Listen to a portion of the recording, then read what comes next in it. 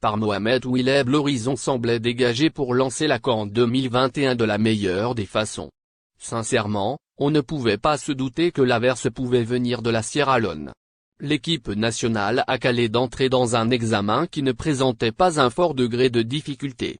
Mais, au football, le contretemps n'est jamais loin, comme cette sortie face au Sierra Leone est venue nous le rappeler et le démontrer.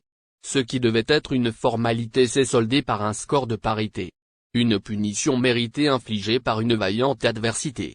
Plus que jamais, le temps est à la solidarité pour retrouver la solidité et repartir de l'avant dans ce tournoi camerounais. Tout n'a pas été parfait bien qu'on ait eu nombreuses occasions de scorer. Toutefois, et il faut le relever, en première période, les Fennecs ont été bousculés comme jamais. Jusqu'à basculer dans le méconnaissable et rendre une copie frappée du sceau de l'insipidité. Mardi, les Verts ont péché en affichant une certaine vulnérabilité. Cela est, peut-être, dû à un excès de confiance duquel il faudra se laver. Pour défendre la couronne, il faut faire preuve d'humilité, peu importe le CV de la sélection qui se trouve dans le camp opposé.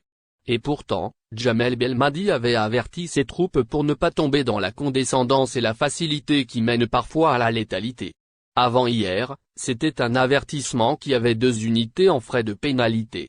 La thèse de l'accident, c'est la piste qu'on va privilégier.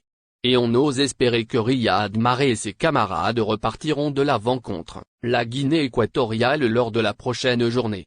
Trébucher n'est pas une fin en soi et les champions se doivent toujours de se relever pour se repentir sur le chemin de la gloire et du succès. Le match au cours duquel l'équipe d'Algérie a fait match nul 0-0 contre la Sierra Leone, au premier tour de la Coupe d'Afrique fut un théâtre d'erreurs d'arbitrage qui ont soulevé plusieurs questions. En effet, l'équipe nationale algérienne, championne en titre, a exigé 2 pénalités en première et deuxième mi-temps. L'international sierra-léonais, Alhaji Camara n'a pas été sanctionné après avoir pourtant touché le ballon avec la surface de sa main. Malgré la sollicitation de VAR, l'arbitre n'a pas accordé de pénalty.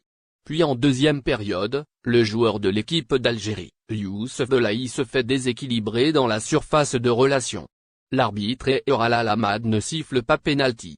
Suite à la rediffusion des actions du match, l'analysé ancien arbitre, Jamal Al-Sharif a confirmé que le ballon avait touché la main du défenseur sierra-léonais.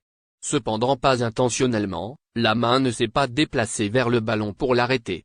Elle était dans une position normale, et donc la décision de l'arbitre était correcte. Jamal Al-Sharif a également traité le deuxième cas qui s'est produit à la 74e minute. L'attaquant de l'équipe d'Algérie a récupéré le ballon et entre en contact avec Camara.